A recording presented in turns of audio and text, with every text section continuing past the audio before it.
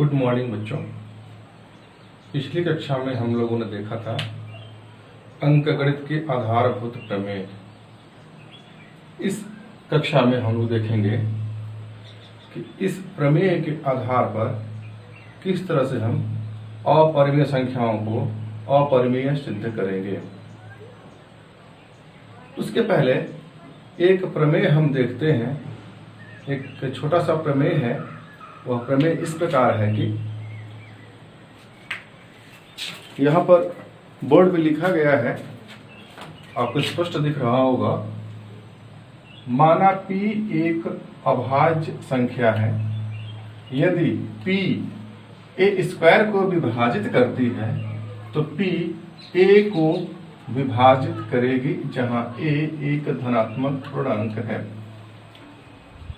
कहने का आशय यह है, इस प्रमेय के आधार पर कोई वर्ग वाली संख्या है और उसे कोई अभाज्य संख्या विभाजित कर रही है, तो वही अभाज्य संख्या इसके वर्गमूल को भी विभाजित करेगी। इसको समझने के लिए एक उदाहरण हम आपके सामने रखते हैं। जैसे कि एक संख्या देखिए 36, जो कि 6 का वर्ग है। इसे एक अभाज्य संख्या 2 विभाजित करती है, अर्थात आया 18। तो निश्चित रूप से इसके वर्गमूल को भी यह अभाज्य संख्या विभाजित करेगी, अर्थात यदि 6/2 करते हैं तो भी 3 आता है। कभी कभी गलती होती है, यदि 36 में 4 से डिवाइड किया जाए तो 9 आता है। इसका वर्गमूल, एक दूसरा उदाहरण लेते हैं। इसकी जगह पर 16 लेते हैं।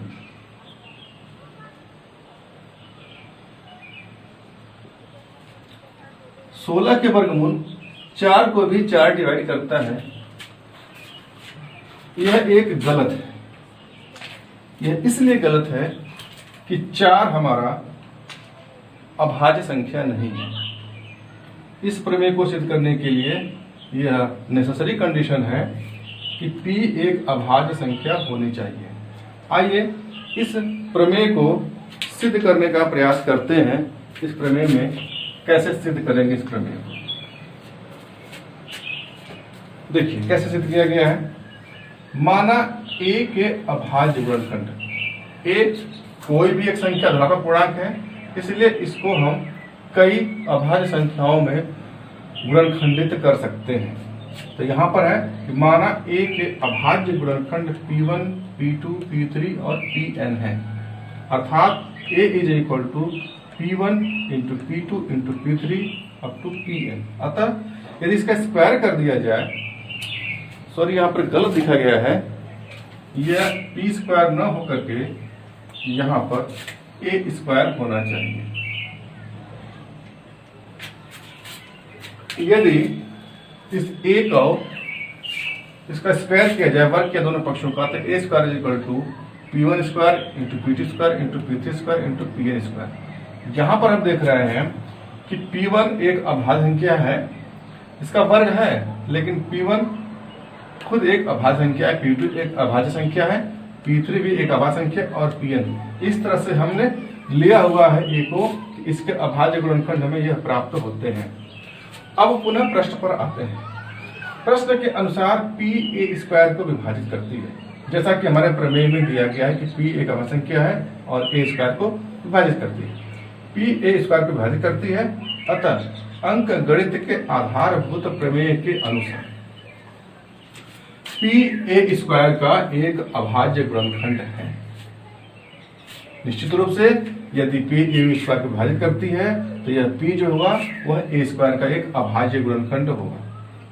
परंतु अभी हमने माना है, परंतु a स्क्वायर के जो अभाज्य गुणनखंड है p1, p2, p3 up to pn माना गया है।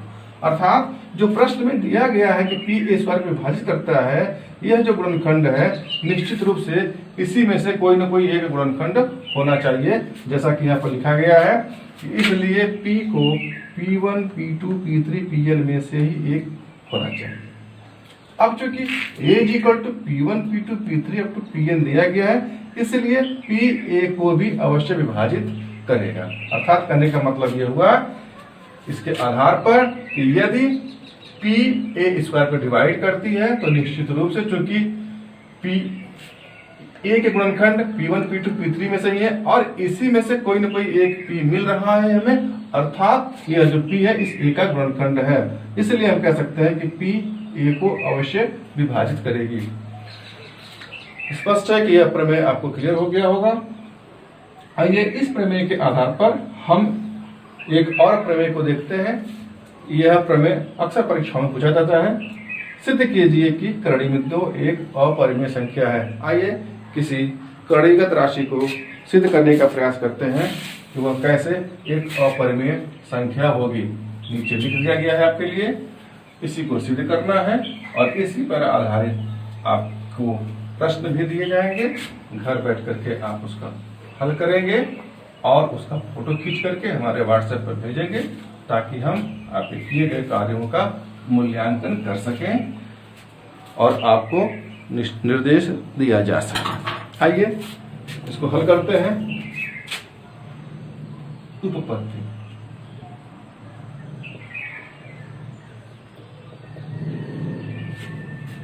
जब इस तरह के प्रमेय हो, सिद्ध कीजिए कि करणीय एक अपरिमेय संख्या है, तो हम यह मान लेते हैं कि यह अपरिमेय संख्या नहीं, यह एक परिमेय संख्या है।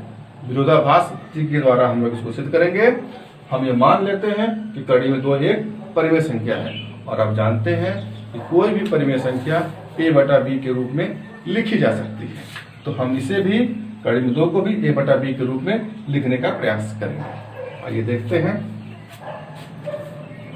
माना करणीय एक परिमेय संख्या है,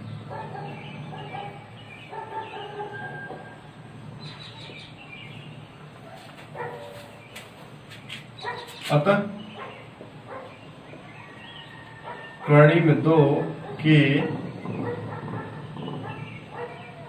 A और B ऐसे सह अभाज्य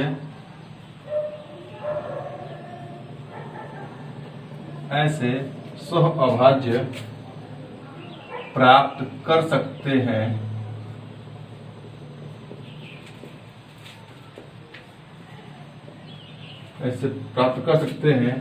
जिससे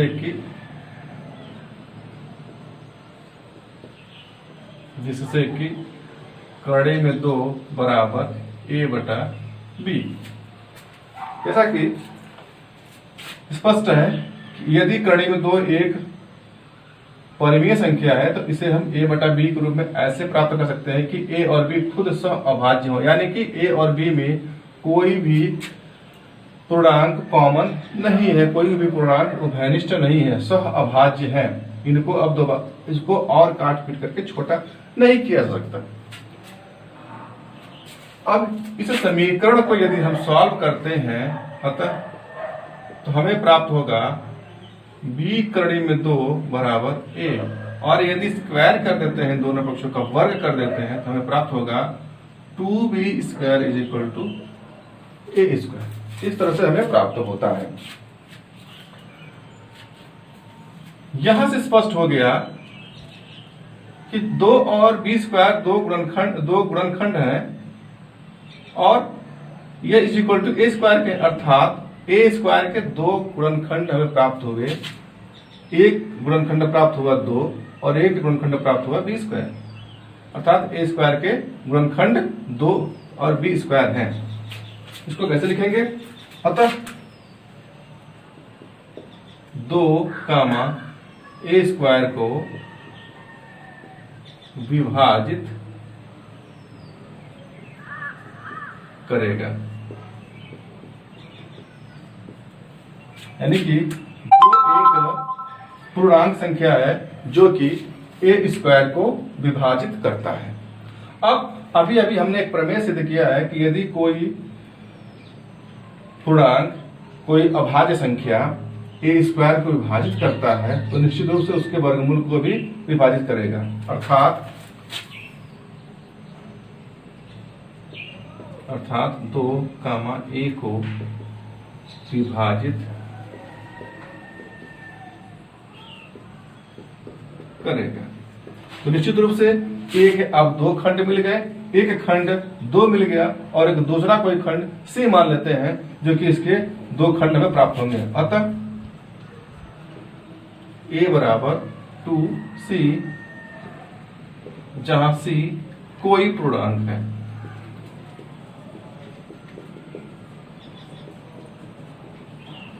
अब यदि a इक्वल टू 2c है तो इसका स्क्वायर भी हम कर सकते हैं, a square equal to 4c square. अब जो ऊपर हमने 2b square equal to a square प्राप्त किया था वहां पर a स्क्वायर का मान यदि 4c स्क्वायर रख दें तो यह समीकरण कुछ इस रूप से बदल जाएगा। अतः 2b square equal to 4c square, इसका मतलब यह हुआ कि b square equal to 2c square. इस समीकरण से हमें प्राप्त होता है कि b स्क्वायर के 2 गुणनखंड प्राप्त हुए, एक गुणनखंड प्राप्त हुआ है 2 और दूसरा गुणनखंड प्राप्त हुआ है c स्क्वायर। अर्थात 2 b स्क्वायर को विभाजित करता है। अर्थात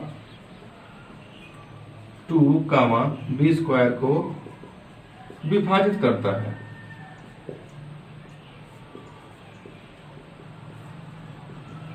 अब यदि 2 b स्क्वायर को विभाजित करता है तो निश्चित रूप से b को भी विभाजित करेगा।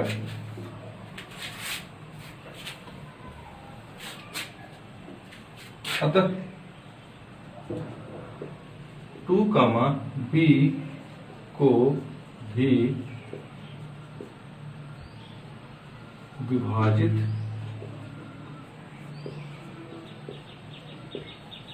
करेगा। अभी थोड़ी देर पहले हम लोगों ने देखा था कि 2a को विभाजित करेगा और अभी हमने देखा कि 2b को भी विभाजित करेगा, यानी कि एक ही अभाज्य संख्या a को भी विभाजित करता है और वही अभाज्य संख्या b को भी विभाजित करता है। लेकिन यह तो विरोधाभास हो गया, क्योंकि हम ऐसे माने गए कि a और b को हमने ऐसे लिया हुआ है कि जो कि सह-अभाज्य है, यानी कि इनमें कोई भी उभयनिष्ठ गुणनखंड नहीं है, जो कि विरोधाभास है।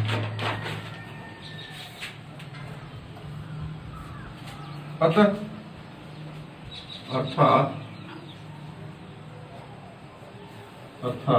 a और b में कम से कम एक उभयनिष्ठ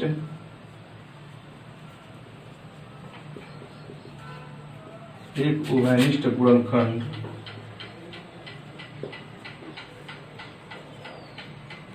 दो है,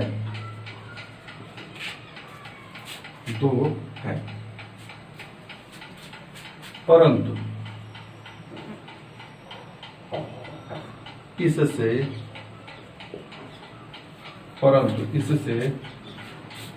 इस तथ्य का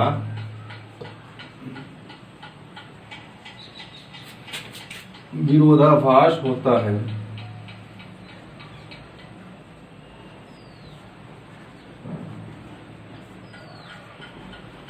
इस तथ्य का विरोधाभास होता है कि a और b में एक के अतिरिक्त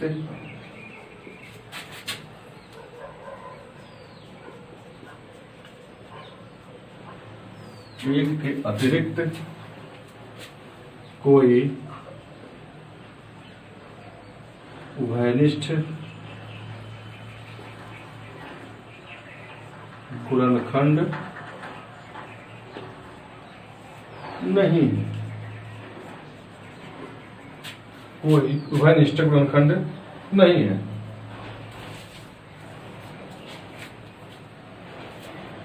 यह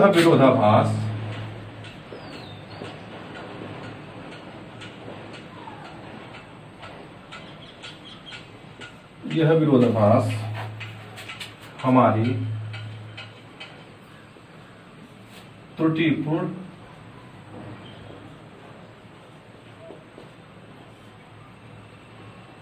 परिकल्पना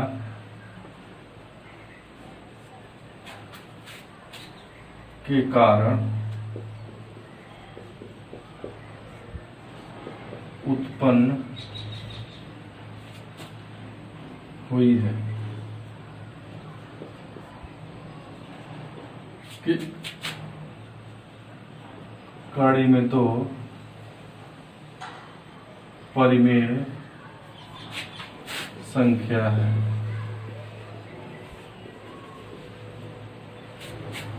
अतः हम निष्कर्ष निकालते हैं कि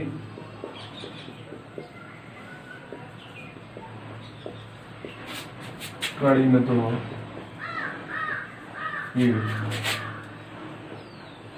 अपरिमेय संख्या है।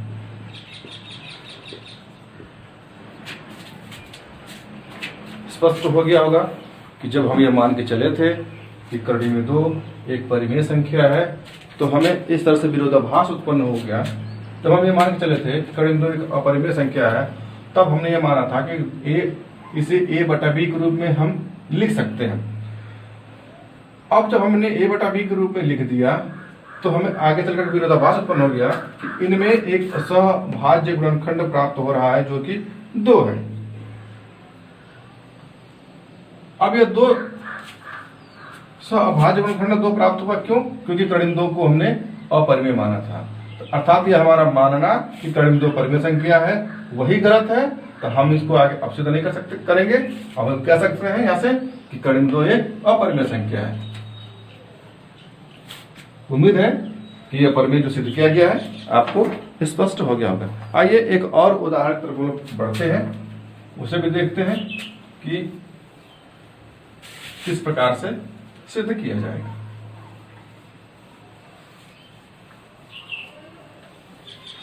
आइए उदाहरण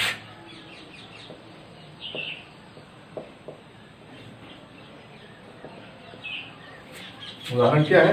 दर्शाइए कि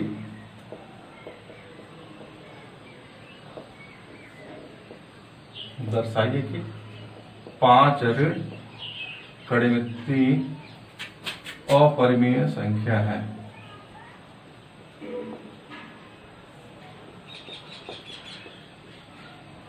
अपरिमेय संख्या है। जब कभी भी हमें इस प्रकार के प्रश्नों को सिद्ध करना है तो निश्चित ही हम यह मान लेंगे कि जिसे अपरिमेय सिद्ध करना है वह एक परिमेय संख्या है। आइए इसे हम हल करने का प्रयास करते हैं। लिखेंगे माना 5 ऋण कड़ी में 3 एक परिमेय संख्या है।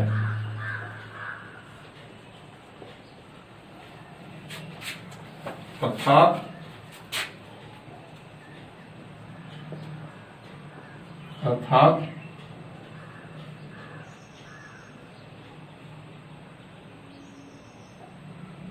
इसके सह अभाज्य संख्याएं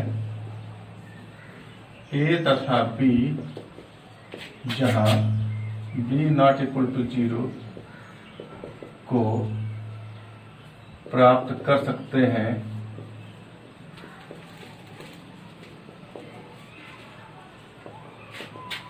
जिससे कि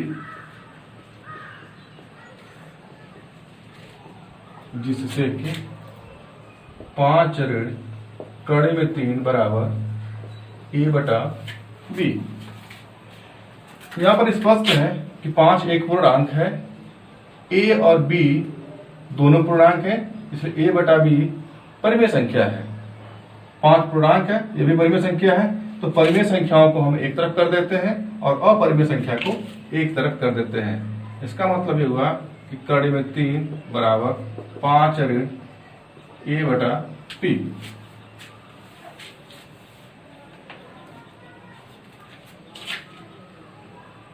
देखते हैं हम कि 5 पूर्णांक है जो कि परिमेय संख्या है, a बटा b भी परिमेय संख्या है, तो 5 ऋण a बटा b पूरा का पूरा एक परिमेय संख्या है। परंतु बराबर के बाईं तरफ हम देख रहे हैं कि राशि कड़े में 3 है जो कि एक अपरिमेय संख्या है। बराबर की एक तरफ अपरिमेय संख्या, दूसरी तरफ परिमेय संख्या, यह विरोधाभास उत्पन्न हो रहा है।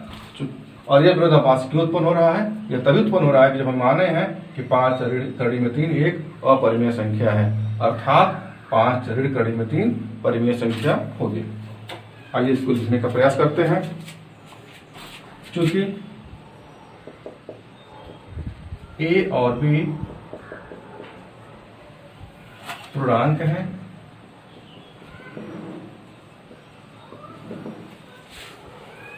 इसलिए 5 ऋण a बटा b एक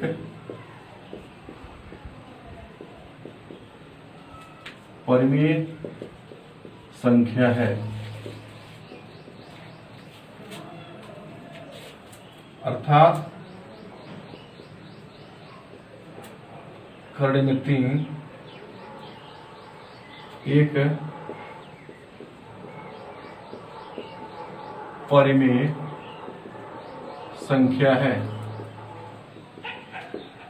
परिमेय संख्या है।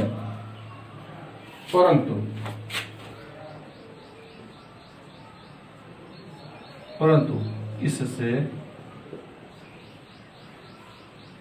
इस तथ्य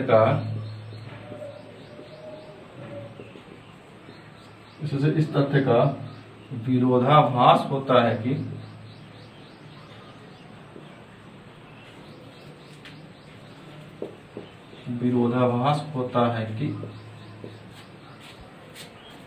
कड़ी में 3 एक अपरिमेय संख्या है।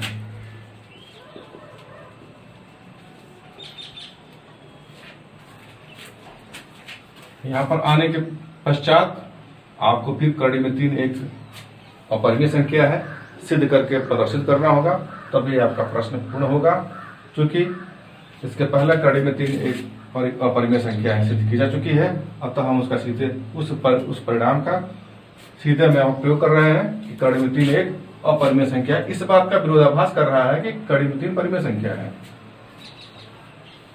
अर्थात हमारी परिकल्पना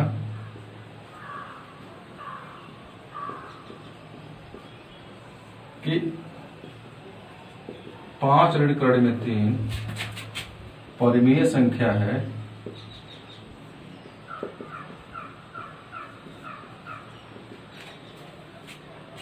परिमेय संख्या है, गलत है।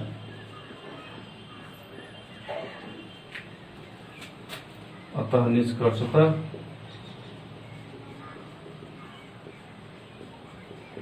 अतः निष्कर्षतः 5 ऋण कड़ी में 3 एक अपरिमेय संख्या है।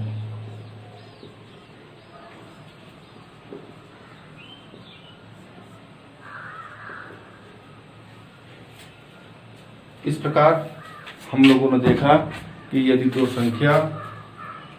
एक संख्या एक अपरिमेय संख्या और एक परिमेय संख्या से मिलकर बनी हुई है तो वह पूरी की पूरी संख्या निश्चित रूप से एक अपरिमेय संख्या होगी। इसी के साथ यह टॉपिक समाप्त होता है। इस टॉपिक पर आधारित आपके लिए असाइनमेंट दिए जा रहे हैं। उस असाइनमेंट को हल करके उसकी फोटो स्टेट खींच करके व्हाट्सएप ग्रुप पर डाल दें ताकि उसका मूल्यांकन हो सके। धन्यवाद।